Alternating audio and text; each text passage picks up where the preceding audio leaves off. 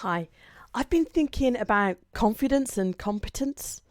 Confidence and competence. Because when I was first trying to get better at speaking, everybody was saying, just be confident or fake it till you make it. And what I realised that it was more than confidence for me. It was about the competence and the skills that I needed to learn. And nobody was talking about that. And I definitely had things to learn. I had definitely had skills to acquire. So hi to anybody that's new, I'm Joanne, and this is Stories About Speaking. And in the podcast, I'm kind of focusing on some of the stories that I've been through rather than the teaching side of things. But obviously, there's some teaching that pops up naturally for me. It was about using the phone. And when I first started my professional work, I worked with property and I had to phone different agents that I didn't know and ask them details about the property that they were selling for my boss. And I hated it. I didn't know them and I didn't feel like I had anything in return to offer them. And so I was asking for a favour. I was asking for them to give me lots of their time and information about their work. And I couldn't understand why they would do it. Like, what's in it for them? And in hindsight, I can see that it's about building relationships. And then obviously at some point they'll call me and they'll want information from me. But at that point, I really felt like I had nothing to offer, nothing to give them. So I definitely felt sort of on the back foot when I was picking up the phone. So anyway, I didn't even know if these people would take my phone call because I was a stranger. So I was nervous just to start with. And then if I got through to them, I always felt like they sounded so knowledgeable and they sounded like they knew what they were doing, and I did not. And my boss used to say to me, you need extra information about this property. You need to know, maybe I knew the address and what the asking price was for it if it was up for sale. But I didn't know details about the inside of it or details about the deal that was done, the timing, how long it took. And there was all these questions that I was supposed to ask. And I desperately kept trying to have some sort of checklist. And I would spend ages and I would write a checklist of all the questions that I was supposed to ask. And then I would do that. I would literally go through this checklist. And then I'd put the phone down and my boss would say, okay, tell me the information you know. And what always happened was there was an extra question that wasn't on my list that he wanted to know. And it kind of flowed from what the other agent had told me, that if I'd been more relaxed and paying more attention to the conversation and just knew more about the job, then I'd have seen that gap and have asked a follow-up question. Yeah, it was kind of a follow-up question. But I was so panicked and terrified about asking them, and there was a voice in my head saying, get off the phone, you're taking too much time, taking too much of their time.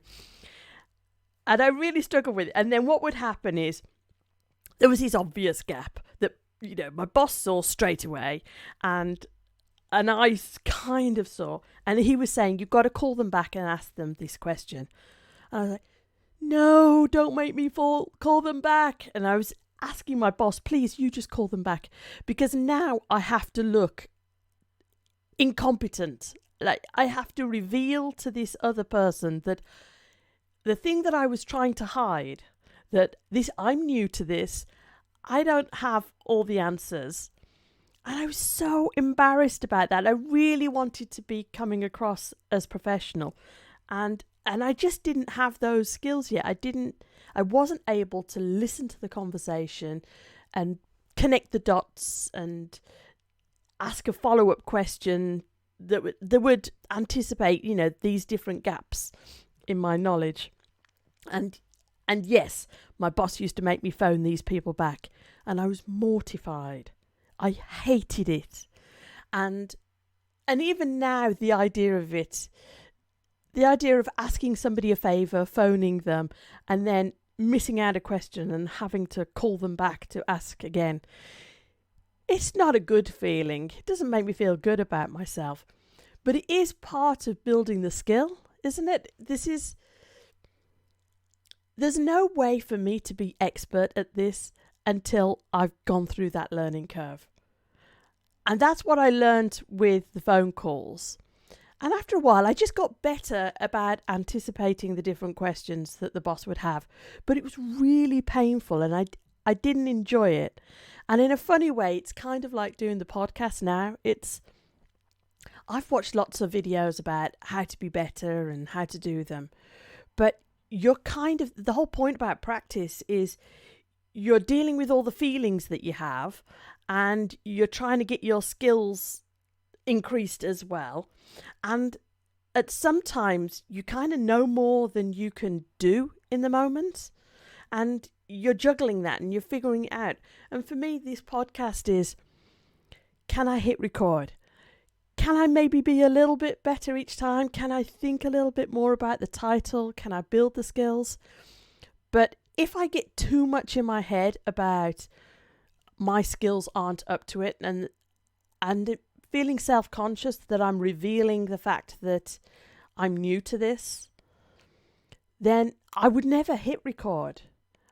And that's what I did for a couple of years. I was saying, I want to do a podcast. I want to do more videos.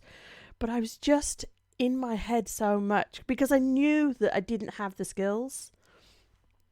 And the problem is that if you talk to other people about speaking, they say, just be confident, just do it, just speak. And that was definitely a big part. I did need to work on my confidence, but I also needed to improve my skills.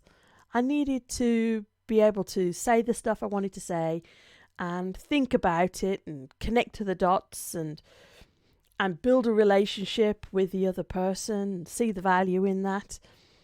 And I think far too much people, they think of speaking as in a yes-no thing of yes, you can speak and no, you can't speak. So yes, if you can speak, then there's no growth. There's no get better or build your skills. And that wasn't my experience. And that's part of the whole speaking channel is we don't know how to talk about speaking. If we spoke about speaking as being something that you kind of can grow in confidence and grow your skills, and we keep moving our goalposts and then we build those skills to reach that goal, and then as soon as we get there we move the goalpost again and we've got to build our skills again and work on our confidence. And I have it as feelings plus skills is your ability. So yeah, I'm working on my confidence and lowering the anxiety, but I'm also trying to learn some new skills. As I say, the phone. It's funny. The phone has been around for so long, yet people forget that it's such an unnatural type of conversation. Obviously, people can't see you. I really like to see people's faces. That's why I was so keen to do videos rather than just doing audio. I like to see somebody's face and to see their expression if I'm understanding them. Even in my first language, that's really useful to me. So obviously on the phone, you can mishear words. You can be, could be a bad line. You don't know what they're doing. You don't know what you're interrupting when you phone somebody. And I think we forget that it is kind of odd. And if you feel odd about making a phone call, I think that's probably normal. I'm hoping that there's more of us out there that feel a little bit odd or a little bit like this isn't a completely natural conversation. And we get better at it if we have a go. Oh, there was one thing I wanted to share. I like to think of the confidence and the skills as like, you're in your comfort zone and then there's things that feel comfortable to do, but there's also things that feel impossible to do. But I was listening to Martha Beck the other day and she called it comfort zone, growth zone, and then panic zone. And I think very often when people were trying to help me with speaking, they jumped to something that was in my panic zone, but they didn't know it was in my panic zone. So early days about making some particular phone call. If say I wanted a favor of somebody that I felt was really important, like 10 years or so ago, I was asking people for interviews and I was completely out of my league. And I did some coaching. This coach was saying, you need to call them, you need to call them, you need to ask for this. And it was absolutely, definitely out of my growth zone and into the panic zone. And what happened was I did reach out to them. I did ask for an interview. And then the interview went so badly, in my opinion, that I handled it horrifically. I never contacted the person to say thank you. I was just, feeling like, I think Brené Brown calls it a vulnerability hangover, is that I never contacted them. The second person that I'd arranged an interview with, I never contacted him again.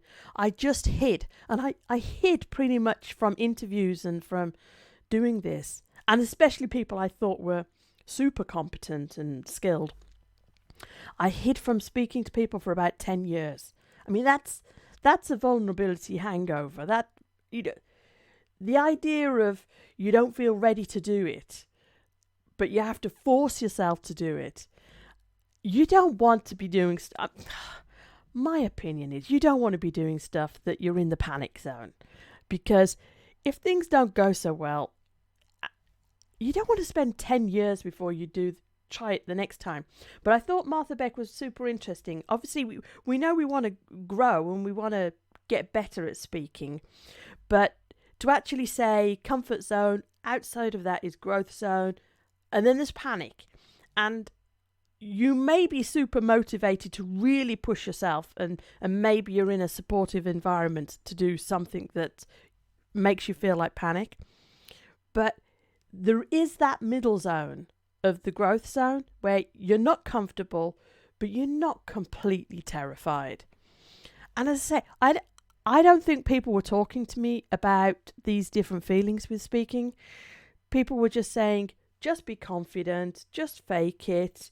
They never spoke about skills, and they never really acknowledged that if I said I was scared to do something, I didn't have the language. I didn't know how to say, oh, this is... I would say to them, this feels impossible. But they would be like, yeah, this is about growing and learning skills. And I think if I'd said, oh, this is not in my growth zone, this is in my panic zone, there must be a middle step in between. I think maybe they'd have had some ideas as to how to help me. And so that is my gift to you today, is that my experience was that it wasn't just about confidence. It was about skills. There were some things that I had to learn and get better at. And some things were in what I was comfortable with. There's a growth zone, but there's also a panic zone. And that is why sometimes you do something and you push yourself, and then you have this huge recovery time of, I can't do that again. For the longest time, I can't make myself do that. So I think in the end, it doesn't help you to really go into that panic zone unless you have some support. But I have so much empathy for you if you're finding the phone hard.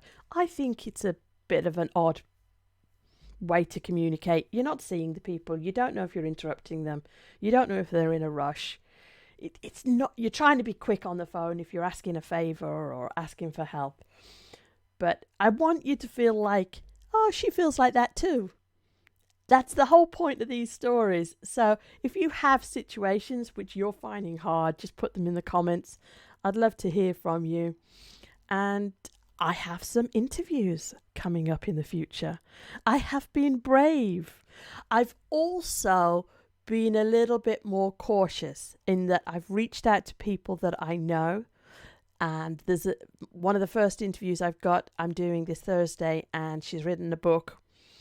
And I've been Facebook friends with her for a while, and it feels like it is a step out of my comfort zone, but it's not so crazy. They're not super, super famous, like a rock star type of famous. So although I'm nervous and although I'm trying to plan everything out and think about it, I'm hoping that it's in my growth zone and not in the panic zone. But I'll tell you more about that afterwards. After I've done the interview, I'll tell you whether it hit me and pushed me into the panic zone. But keep learning, be kind to yourself, and I'll speak to you soon. Bye.